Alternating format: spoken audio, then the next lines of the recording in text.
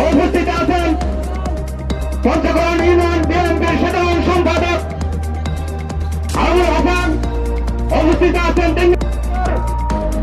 সফল প্রধানমন্ত্রী তারেক রহমান সাহেব আজকে মাদক বিরোধীতে উদ্যোগ নিয়েছেন।